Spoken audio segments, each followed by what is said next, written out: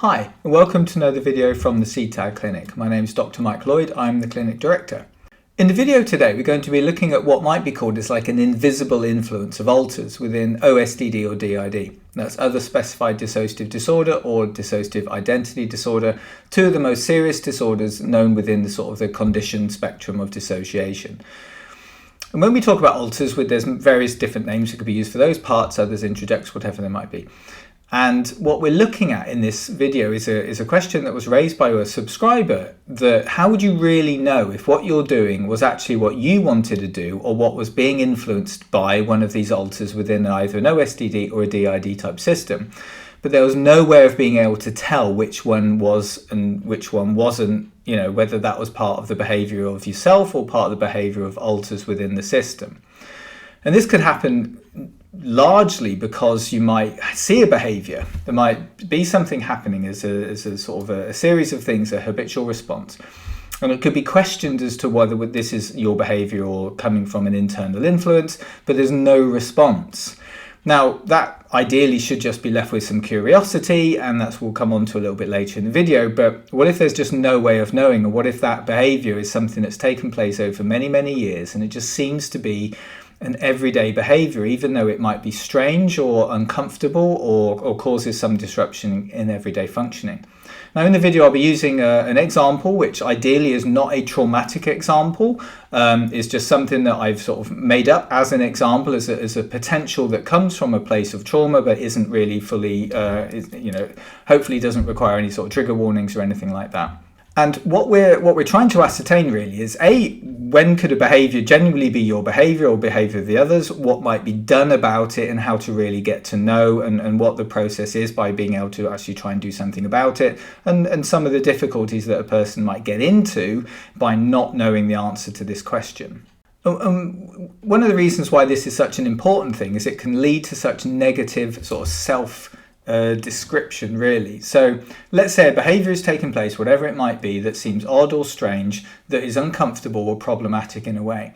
Now if it's obviously coming from an alter within the system and you've asked and you said, is anyone responsible for this, and you kind of get a yes response, that's fine, you can deal with that. Even if it's complicated, it is still dealt with. But if you ask the question, you get zero answers, and the alters that may be in the system that have communication are kind of shrugging their shoulders and go, we don't know, nothing to do with us, we don't know anything about it. The conclusion that might be drawn is that this is a behavior of the self.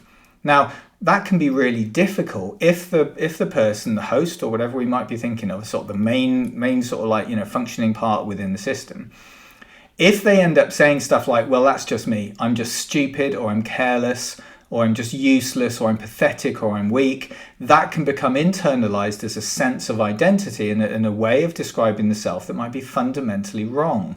So that can lead to all sorts of different problems from a psychological perspective, when the identity then becomes negatively reinforced by this behavior. So this behavior takes place over and over again, is always problematic, it's always confusing, there's no answer for it, none of the alters within the OSDD or DID systems know anything about it.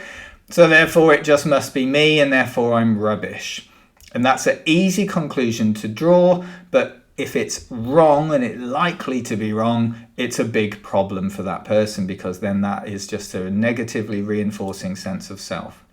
So I'll use an example to try and give a way of being able to look at this. And the example is, imagine yourself being somebody that you reach up to a top shelf of a cupboard to get a mug in order to make a cup of tea or a cup of coffee. And when you reach up for the mug, you kind of get it, but you drop it and the mug drops.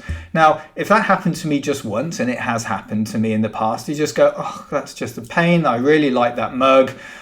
Big sigh, you've got to clear it all up, and then you go and get another mug, and then you make a cup of tea, and you're left with a sense of, that was a bit rubbish, and what am I like?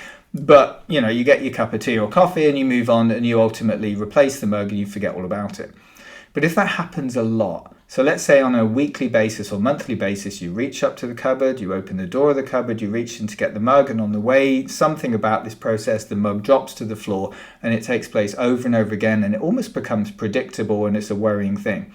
Now, with OSDD and DID, you might look at this and go, is someone controlling my hand? Is someone doing this? Is someone sort of making me clumsy? Is someone deliberately trying to achieve something that I don't understand? Or is it just someone playing around? Is it a child that's just having a laugh? Or do you not have the motor control because you're kind of functioning as a 3 or 4-year-old at that time?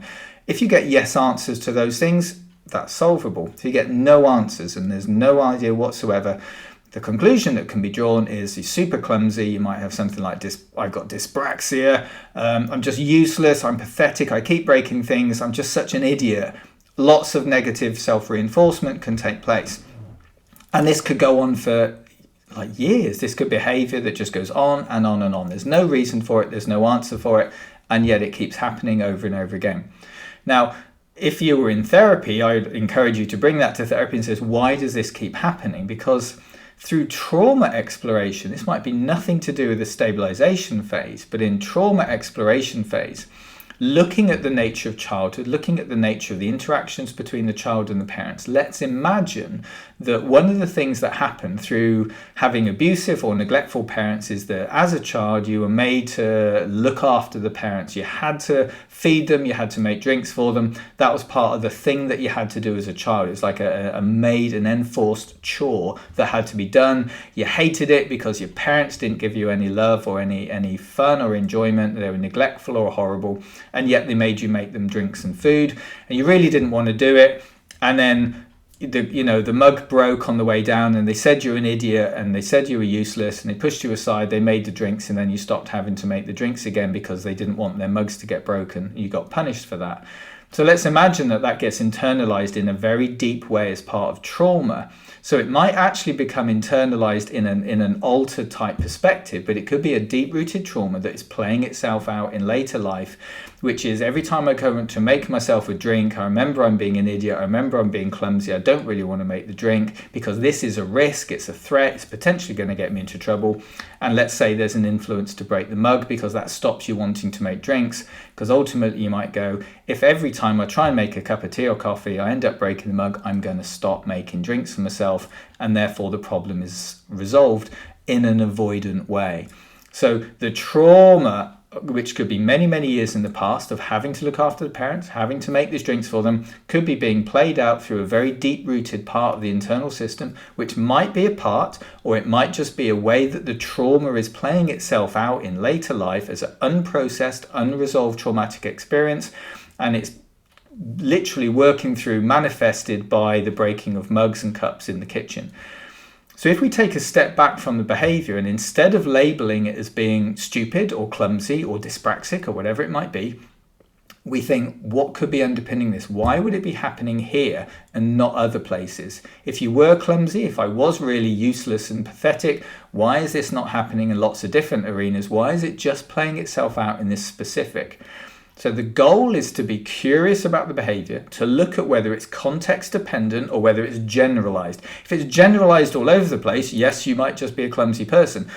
But if it's specific, if it's context dependent, it's likely that there's something going on. If there is a trauma history and if there is a dissociative type element to these things, because those two will work hand in hand in order to try and bring about some sort of resolution.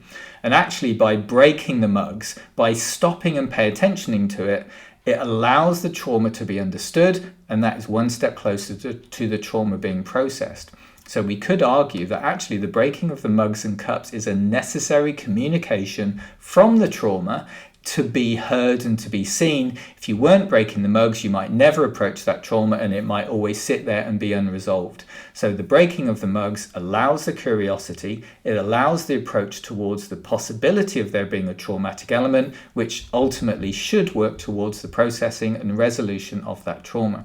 So being welcoming to the behavior is the goal, to see it, to notice it, to be curious about it, to not be punishing of the self, to not immediately go into I'm stupid, I'm pathetic, to take that step back and go, maybe there's something going on that is beyond my understanding and maybe I need to look into this and try and work it out. Maybe this behavior is helping me understand the traumas that I've been through, the difficulties in life that I've experienced, and maybe there is some good to be had in this behavior because it will lead me to a greater understanding of myself. And that's what we look for. Now, that might not be the case, in which case there's nothing to be lost by exploring it and trying to understand those things. There's no like side effect to asking a question. And if there's no answer, there's no answer. But if there is an answer and that answer proceeds towards some sort of resolution, some sort of processing of a deep layered trauma that might have been completely forgotten, it might be well under that dissociative surface, buried in the dissociative amnesia of the past, then actually the behavior is doing us a favor. And the reason it's frustrating and the reason it's kind of really annoying that it happens is so that we stop and pay attention to it. If it wasn't upsetting, if it wasn't annoying, we'd ignore it and we'd never walk towards it. The nature of it being a frustrating behavior allows us to walk towards it, which opens the door for these sort of curious questions to take place.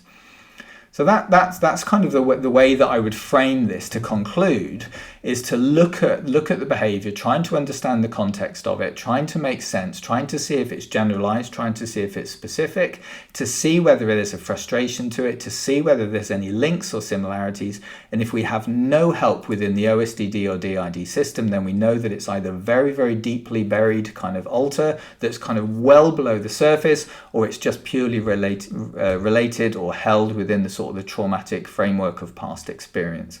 Either way, the nature of the systems, the nature of understanding of the dissociation helps us walk towards that trauma and begin the processing, and that's really the goal of all of this.